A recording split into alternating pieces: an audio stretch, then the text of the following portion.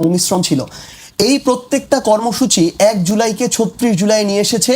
ওই জায়গায় দূরদর্শিতা, বিচক্ষণতা, পড়াশোনা, একাডেমিক নলেজ, আবেগ, বিবেক সবকিছুর একটা উপযুক্ত সংমিশ্রণ ছিল, যেই সংমিশ্রণটা বিগত 16 বছরে ছিল না দেখে হয় নাই। গতকালকে পার্থ ভাই একটা কথা বলেছে যে আপনারা 6 বলে 12 রান করলেও আমরা আমাদের জায়গা থেকে 300 রান করেছি, এগ্রি করি। কিন্তু দুঃখজনক হলে এটাও সত্য যে একটা 312 মিটার প্রস্থ নদীর 300 মিটারে গিয়ে আপনি যদি আর সাঁতার না কাটতে পারেন, আপনার ওখানে ডুবে মরতে হবে। এটা হচ্ছে বাস্তবতাটা হচ্ছে মানুষ তাদের জায়গা থেকে সব সময় চেষ্টা করেছিল যে এই যে বিরোধী দলীয় যে রাজনৈতিক দলগুলো মাঠে লড়াই করছে, আন্দোলন করছে, তাদের জায়গা থেকে তাদেরকে সাপোর্ট দেওয়া, সম্পৃক্ত হওয়ার। কিন্তু দুঃখজনক হলে এটাও সত্য যে মানুষ না তাদের উপর আস্থাটা পায় নাই। এই আস্থাটা এই কারণেই পায় নাই কারণ এর আগের 90-এর গণ অভ্যুত্থানের পরে 3 দলের যে জোটের যে রূপরেখা ছিল সেই জায়গায় মানুষের সাথে প্রতারণা করা হয়েছে। এর পরবর্তীতে যে উপনির্বাচন মাগুরায় হলো সেখানে বিশ্বাসঘাতকতা করা হয়েছে। 96 ফেব্রুয়ারির যে নির্বাচন সেখানে মানুষের সাথে আরেকবার প্রতারণা করা হলো। এরপরে হাওয়া ভবন দিয়ে প্রতারণা করা হয়েছে। এরপরে মানুষের সাথে গুম খুন, বিচার বহির্ভূত হত্যাকাণ্ড, বিদ্যুতের বদলে খাম্বা, এরকম অসংখ্য জিনিস দিয়ে মানুষের সাথে প্রতারণা করা হয়েছে। ঠিক এই কারণে মানুষ তারপরে এই নেতৃত্বের উপরে আস্থা রাখতে পারে নাই বলে মানুষ তাদের নেতৃত্বে আর আন্দোলনে নামে নাই। এই জন্য মানুষ তাদের সন্তানের বয়সী ছাত্রদের উপরে আস্থা রেখেছে, নেতৃত্বে নেমেছে এবং তারা তাদের জায়গা থেকে সামগ্রিক বিবেচনায় এই অভ্যুত্থানটা নেতৃত্ব দিয়েছে। কেউ যদি সংসদে দাঁড়িয়ে বা এখানে হোক সালাউদ্দিন আহমেদ হোক অন্য কেউ এই কথা বলে যে আবেগ দিয়ে বিপ্লব হয়, সংসদ চলে না, দেশ চলে না, আমরা তাহলে ওই সালাউদ্দিন আহমেদকে জানাতে চাই বা প্রশ্ন করতে চাই তাদের সমস্ত নেতাকর্মীরা মিলে তাহলে এর আগের 16 বছরে তাদের এত বিবেকের সংমিশ্রণ ঘটিয়ে কেন একটা সরকারের পতন ঘটাতে পারে নাই। তো এই জন্য এই কথাগুলো বলে ওইটাকে ছোট করে দেখার কোনো প্রয়োজন নেই। আর আরেকটা জিনিস কি, আমরা আমাদের জায়গা থেকে বয়স হয়তো অনেকের সন্তানের বয়স হতে পারে, ভাইয়ের বয়সে হতে পারে, আমাদের বয়স হয়তো 28, 29, 30 হতে পারে, কিন্তু আমরা আমাদের জায়গা থেকে দেশের সর্বোচ্চ বিদ্যাপীঠ যেগুলো আছে সেগুলো থেকে পড়াশোনা শেষ করেছি। ওই পর্যন্ত এই মানুষগুলো কিন্তু তাদের জায়গা থেকে পড়াশোনা করেছেন, কিন্তু তারপরে তাদের একটা দীর্ঘ অভিজ্ঞতা আছে। আমরা তাদের অভিজ্ঞতাকেও সম্মান করতে চাই, স্ট্রাগলকেও সম্মান করতে চাই। কিন্তু তারা যদি তাদের এই যে জায়গাটা তারা পেয়েছে, যেটা আজকে থেকে 2 বছর আগে তারা কল্পনা করে নাই, যেটার আসল বহিঃপ্রকাশ ঘটেছিল 5ই অগাস্টের ওই বিকালের দিকে আমাদের মাননীয় স্থানীয় সরকার মন্ত্রণালয়ের যিনি মন্ত্রী, আমাদের মহাসচিব সাহেবের মুখে, রুহুল কবির রিজভী ভাইয়ের মুখে কিংবা মির্জা আব্বাস ভাইয়ের মুখে, ওই অভিব্যক্তিটা এখনো থাকা প্রয়োজন। আমরা চাই ওইটা আগামীতে থাকবে। এবার বেশ কিছু বিষয়, আমরা সংবিধানের সংশোধন চাই না। এই সংশোধন খেলা হতে হতে 17 বার খেলা হয়েছে। বিএনপির সময় নিজেদের মতো সংশোধন করেছে, আওয়ামী লীগের সময় নিজেদের মতো সংশোধন করেছে। প্রত্যেকটা হিতে বিপরীত হয়েছে, প্রত্যেকটা তাদের দলকে ক্ষতিগ্রস্ত করেছে, বাংলাদেশকে ক্ষতিগ্রস্ত করেছে। আমরা এই সংশোধনের খেলা খেলার জন্য একটা অভ্যুত্থান ঘটে নাই। আমরা আপা যেটা বললো মাত্র, এই 28-2 নারী পুরুষের সমতা দেওয়া আছে, কোনো সমস্যা নাই। আমরা তো বলি নাই যে পুরো সংবিধানটা আপনি একেবারে বাতিল করে দেন, আমরা বলেছি সংস্কার করতে হবে। তো ওই সংবিধানের খেলা হবে না, নিজেদের সুবিধাজনক অবস্থান। তারা তাদের জায়গা থেকে যেমন বলছে ওই ঐকমত্য কমিশনে তারা তাদের যে প্রস্তাবগুলো উত্থাপন করেছিল, যেগুলো বাধা দিয়েছিল, সবগুলো মেনে নেয় নাই। একটা দলেরই যদি সব মেনে নিবে তাহলে ঐকমত্য কমিশনের দরকার কি ছিল? বিএনপির ঐকমত্য কমিশন দিয়ে দিলেই তো হইতো। এখানে সকল রাজনৈতিক দল, সকল জনগণের আকাঙ্ক্ষা যেমন লাগবে, ওই অন্তর্বর্তীকালীন যে সরকার আছে তাকে ওই আকাঙ্ক্ষাটা ধারণ করতে হবে যে সে একটা অভ্যুত্থানের উপর দিয়ে সরকার হয়েছে, তার আবার আলাদা একটা দায়িত্ব আছে। এবং বাংলাদেশের সকলে মিলে ফাইনালি ঐকমত্য কমিশনে এই বিষয়গুলোকে একত্রিত করে একটা জুলাই সনদ করেছে। যেই জুলাই সনদে কিছু দলীয় নোট অফ ডিসেন্ট বিএনপি দিয়েছে 9-10টা জায়গায়, 84টা বিষয়ে তার ঐকমত্য হয়েছে। এটা হচ্ছে বাংলাদেশের স্বার্থে। সো তাদের দলীয় কোনো একটা জায়গায় নোট অফ ডিসেন্ট বাংলাদেশের স্বার্থ ব্যাঘাত ঘটাতে পারে না। যদি এটা হয় তাহলে তাদের স্লোগান সবার আগে বাংলাদেশ, এটা তাদের বাদ দিতে হবে।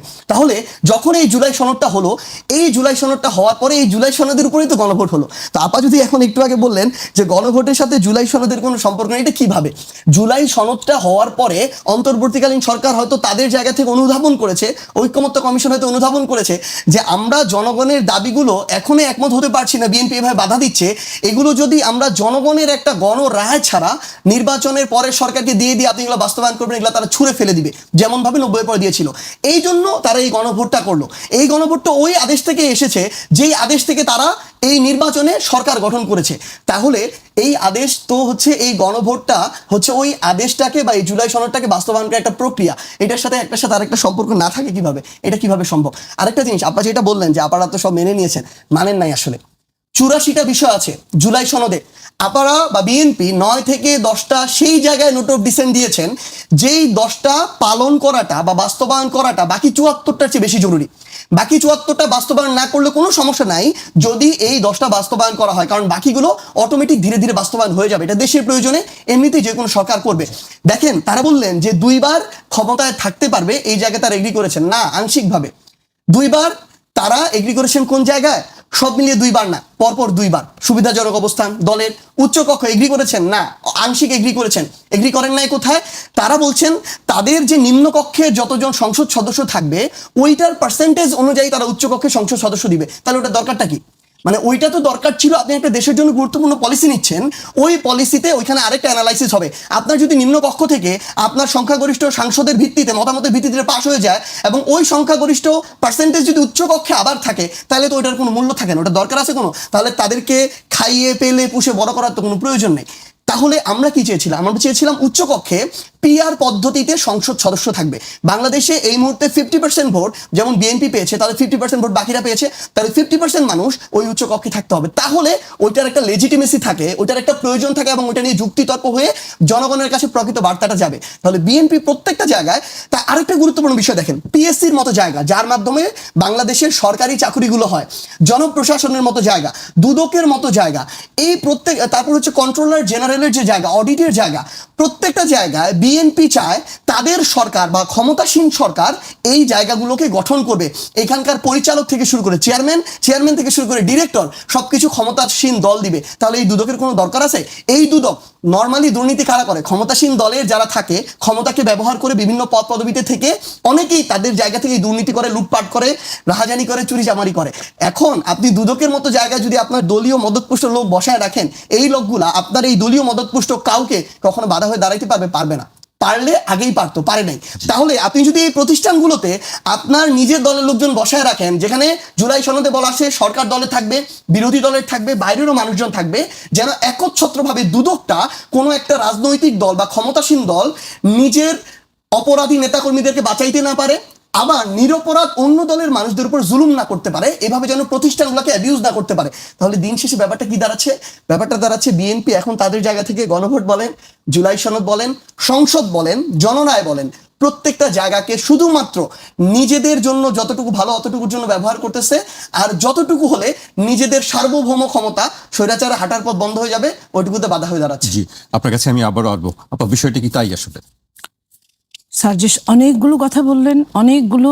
আমি যদি আমি প্রত্যেকটা কথার খুব চুলচেরা উত্তর জানি, কিন্তু আমার এত ছোট ভাই যে আমি ওর এই উত্তরগুলো ওর মতো করে দিতে চাই না, ওর মতো করে দিতে চাই না। আমি চাই না যে ওর সাথে আমার আমি সহ্য করে গেলাম এক কথায় এটা। তবে যে কথাটা না বললেই না,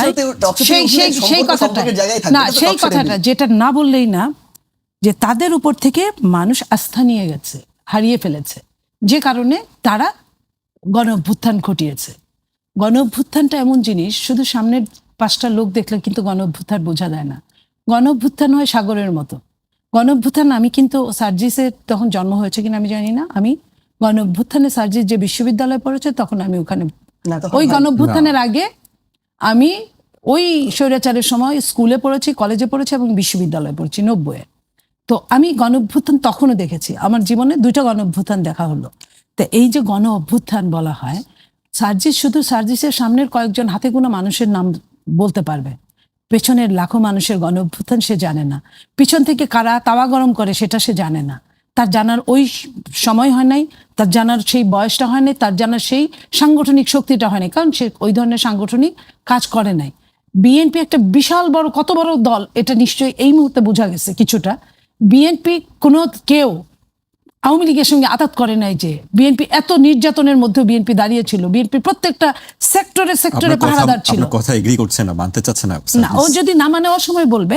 তো আমি সেই জায়গাটাই বলি, আমি নীলুফার চৌধুরী মনি, আপনাদের সাথে, আপনারা জানেন আমি 4 তারিখ রাত পর্যন্ত, দিনে 2টা 3টা, রাতে 4টা 5টা আমি টকশো করে গেছি এই আওয়ামী লীগের রক্তচক্ষুকে সামনাসামনি প্রতিহত করা।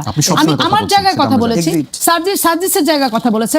সার্জিস তার জায়গায়, তার বয়সে, সে ওই বয়সে স্পার্ক করেছে, বাট আমার তো একটা বয়স হয়েছে, আমি আমারটার দায়িত্ব পালন করেছি।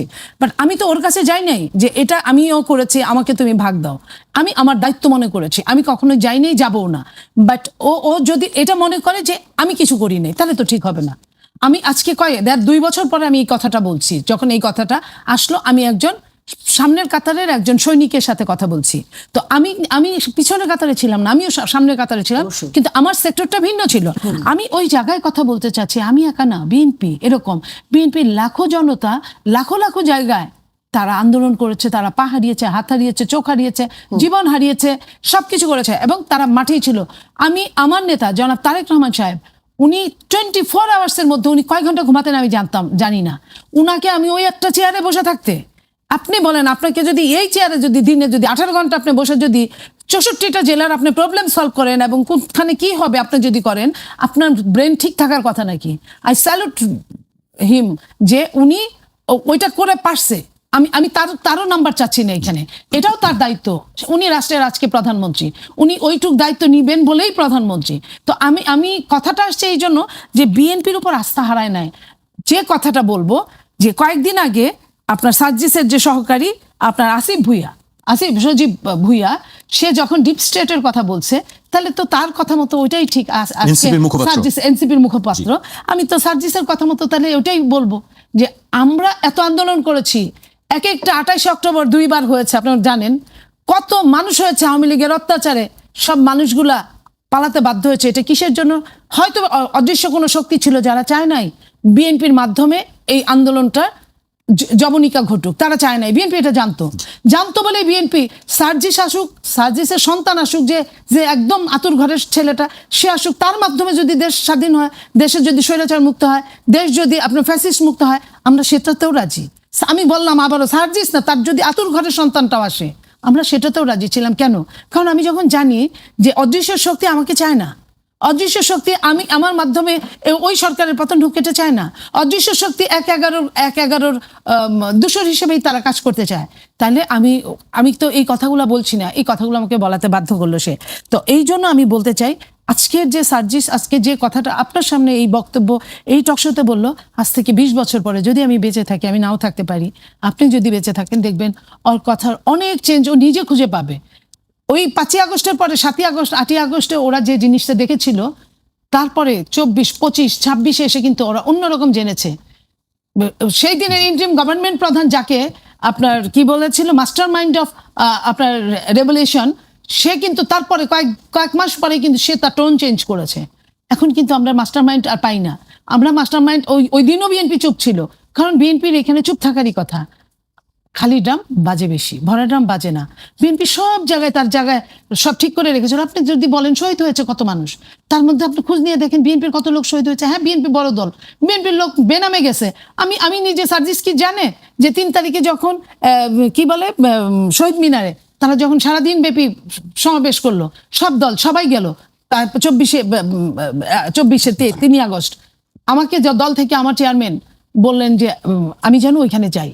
আমি মুখে মাস্ক পরে, আমি সালোয়ার কামিজ পরলে এমনি আমাকে কম চিন্তা, তার মধ্যে মুখে মাস্ক পরে ঘুমটা দিয়ে উন্না দিয়ে আমি কিন্তু প্রত্যেকটা ছোট ছোট মিটিংগুলো, বড় বড় মিটিংগুলো ওরা বক্তব্য রাখছে, আমি প্রত্যেকটা জায়গায় কিন্তু আমার উপস্থিতি আমি দেখে সারাদিন আজকে ফার্স্ট আমি এই কথাটা বললাম। এবং ছাত্রদলও ছিল ওইখানে আরেকটা জায়গায়, খুব বেশি ছেলে মেয়ে না, ছাত্রদলের অনেক ছেলে মেয়ে ওদের সাথে মিশে গেছিল। এটাই উপর থেকে অর্ডারটা ছিল, আর আমার উপর অর্ডার ছিল আমি যেন যাই, আমি যেন দেখে আসি কি হয়। এটাই আমি কিন্তু রাতে টকশো করেছি, দিনে কিন্তু আমি ওদের সাথে থেকেছি। সেই দিন রাতে টকশো তো সম্ভবত আপনার পান্না ছিল, যে পান্না পরবর্তীতে মারা গেল ওই যে বর্ডার ক্রস করতে গিয়ে। যাই হোক, আমরা দিনে কাজ করেছি, আমাদের কাজটাই ছিল এরকম, আমরা নেপথ্যে কাজ করব, সার্জিসটা নায়ক হবে, আমরা সেই নায়কদেরকে সম্মান করব। আজকে সার্জিস যদি আমাদেরকে বলে যে আমাদেরকে যদি রাস্তা চিনায়, এটা দুঃখজনক হবে। তো এই সঙ্গে আমি আরেকটু বলতে চাই পিয়ার নিয়ে, যেটা না বললেই না। জনগণ ভোট দিয়েছে, সার্জিস খুব কম ভোটে ফেল করেছে, ভোট দিয়েছে, ভোট দিলেই আর কয়েকটা ভোট পেলেই সে পাশ করতো, সে একজন প্রতিনিধি হতো। তো প্রতিনিধি হলে কি হতো, আমাকে যখন প্রতিনিধি করে, প্রতিনিধির কিছু ক্ষমতা দেওয়া থাকে, জনগণ এসে সব কাজ করতে পারবে না, তার প্রতিনিধিরাই করবে।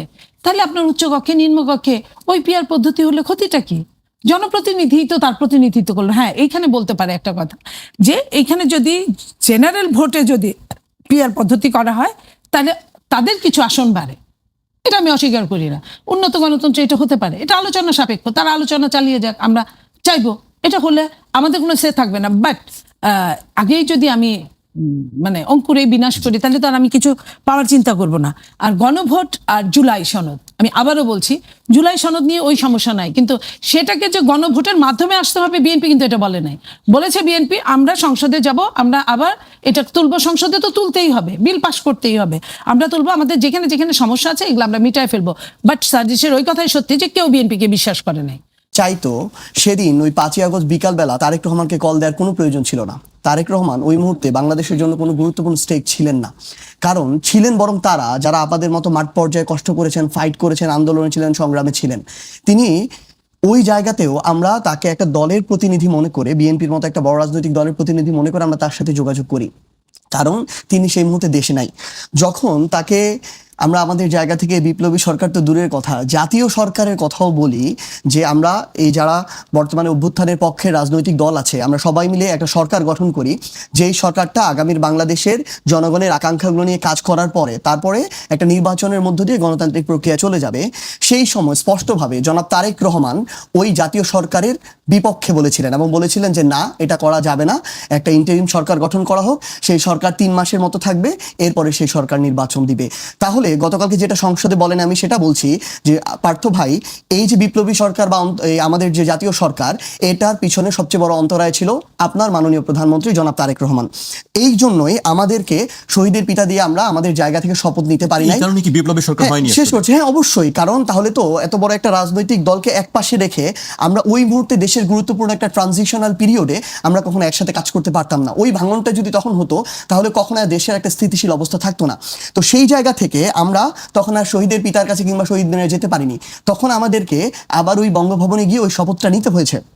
গতকালকে আইনমন্ত্রী একটা কথা বলেছেন যে যেই ক্ষমতা বলে বা যেই ট্রানজিশনাল পিরিয়ডের কারণে তিনি 6 তারিখ অ্যাটর্নি জেনারেল হয়েছেন, যেভাবে সেভাবে হয়েছেন, যেভাবে জনাব নাহিদ ইসলাম উপদেষ্টা হয়েছেন, তাহলে ওই একই প্রক্রিয়ায় তাহলে তো আমরা আমাদের জায়গা থেকে এই গণভোটটাকে বলেন, এই অন্তর্বর্তীকালীন সরকারটাকে বলেন, এই নবনির্বাচিত সরকারটাকে বলেন, প্রত্যেকটাকে গ্রহণ করতে হবে। কিন্তু আমরা যদি আচরণটা এটা দেখি, যে আদেশের ভিত্তিতে আপনার নির্বাচন হচ্ছে, গণভোট হচ্ছে, আপনি যেটা আপনার সুবিধা, যেটা দিয়ে আপনি ক্ষমতায় যাইতে পারেন, এমপি হইতে পারেন, প্রধানমন্ত্রী হইতে পারেন, আপনি ওইটা মেনে নেবেন। আর যেটা দিয়ে আপনার সংস্কার করতে হবে, আপনার স্বৈরাচার তৈরি হওয়ার পথ বন্ধ হয়ে যাবে, যেটা দিয়ে আপনি আর ক্ষমতাকে কুক্ষিগত করতে পারবেন না, ওইটাকে আপনি মানবেন না। এই যদি হয় আপনার আচরণ, এটা হচ্ছে দ্বিচারিতা, এবং অন্য আরেকটা শব্দ আছে ধর্মীয় ভাষায়, এটা আমি বলতে চাই না। এরপরে আরো বেশ কিছু কথা যেগুলো আপা বললেন, বিএনপি আপা মাত্র বললেন যে তখন বিএনপি বলতেছিল যে আমরা নির্বাচনটা হয়ে যাক, নির্বাচনের পর সংস্কার নিয়ে কথা বলবো। নির্বাচনের আগে অন্তর্বর্তীকালীন সরকার, সকল রাজনৈতিক দল, জনগণ, অভ্যুত্থানের পক্ষের যারা আন্দোলনে অংশগ্রহণকারী, তারা সবাই মিলে ঐকমত্য কমিশনের মধ্য দিয়ে যে একটা সনদ তৈরি করেছে, বিএনপির অনেক বাধা বিপত্তির পরও সেটাও যখন গণভোটে 70% মানুষের রায় দিয়ে বাস্তবায়ন করা যাচ্ছে না বিএনপির বাধার কারণে, সেখানে নির্বাচন হওয়ার পর এগুলো কিছুই যদি না থাকতো, বিএনপি জীবনে কোন সংস্কারটা করতো, এটা বাংলাদেশের মানুষের কাছে প্রশ্ন। এরপরে আপা বললেন যে গণভোট আমাদের সংবিধানে নাই, হঠাৎ করে গণভোট ঢুকে গেল, আইনের মধ্যে নাই, জবরদস্তি করে দেয়া হয়েছে। মানে এখন যদি বলা যায় এরকম 100টা এখানে রেটরিক নিয়ে আসা যাবে যে কোনটা সংবিধানে ছিল। আপনি আমাকে আমার জায়গা থেকে ওই 5ই আগস্টের অভ্যুত্থানটা কি সংবিধানে ছিল? শেখ হাসিনা হেলিকপ্টারে করে পালিয়ে যাবে, এটা সংবিধানে ছিল? তারেক রহমান দেশে ফিরে আসবে, এটাই সংবিধানে ছিল? বেগম খালেদা যে মুক্তি পাবে, সংবিধানে ছিল? নির্বাচন হবে, সংবিধানে ছিল? 26-এ মাননীয় প্রধানমন্ত্রী হবে জনাব তারেক রহমান, সংবিধানে ছিল? কোনো কিছু তো ছিল না। তাহলে আপনারা আপনাদের জায়গা থেকে এই বিষয়গুলা শুধুমাত্র মানে বলার জন্য বলছেন, অ্যাকচুয়াল যেগুলো আপনাদের পক্ষে যায় ওইটুকু শুধু মেনে নিবেন, ওইটুকু সংবিধান আপনি কাজে লাগাবেন। আর এখন একটা গণভোট, যেই গণভোট মানে কিন্তু এটা আমার দলের না, এটা তো এনসিপি না। ধরেন যদি এই গণভোট না হতো তাহলে আপনারা এটা বলতে পারতো, বিএনপি বলতে পারতো যে এটা ঐকমত্য কমিশন চাপিয়ে দিয়েছে, এটা অন্তর্বর্তীকালীন সরকার চাপিয়ে দিয়েছে। ততক্ষণ পর্যন্ত এটা বলা যায় যতক্ষণ পর্যন্ত এটা শুধুমাত্র তাদের একটা ড্রাফট ছিল ওই ঘরটা থেকে। কিন্তু যখন এটা মানুষের উদ্দেশ্যে ছেড়ে দেওয়া হয়, যখন সেখানে 70% মানুষ প্রায় এটাতে ভোট দেয়, বিএনপি প্রায় 50% ভোট পেয়ে সরকার গঠন করেছে, 70% ভোট গণভোটের পক্ষে গিয়েছে, তার মানে বিএনপিরও প্রায় 20% মানুষ এখানে ভোট দিয়েছে। আমরা যদি দেখি এখানে দুইটা আলাদা আলাদা জিনিস, যেমন একটা ভোটের মধ্য দিয়ে বিএনপি সরকার গঠন করেছে, একদম আলাদা স্বাধীন আরেকটা জিনিস হচ্ছে আরেকটা ভোটের মধ্যে দিয়ে মানুষ সংস্কার চেয়েছে, পরিবর্তন চেয়েছে, গণভোটের জুলাই সনদের বাস্তবায়ন চেয়েছে। তাহলে আপনি শুধু আপনার সুবিধাজনক জিনিসটা করবেন, আর যেটা মানুষ চায়, মানুষ আলাদা করে ম্যান্ডেট দিয়েছে, ওইটা আপনি করবেন না শুধু একটা কারণটা হচ্ছে আপনার ক্ষমতা জনগণের কাছে কিছুটা ডিসেন্ট্রালাইজড হয়ে যাবে, প্রধানমন্ত্রীর ক্ষমতা রাষ্ট্রপতির কাছে কিছুটা ডিসেন্ট্রালাইজড হয়ে যাবে, মানুষের সাথে এই জনগণের সরকারি দলের ক্ষমতার একটা ভারসাম্য আসবে, এই জন্য আপনি এটা করতে চাইতেছেন না, এটা তো হইতে পারে না। এবং এখানে আরেকটা বিষয় হচ্ছে, গতকালকে যেটা বলছেন জনাব সালাউদ্দিন আহমেদ, আসলে কি আমরা তাকে রেসপেক্ট করতে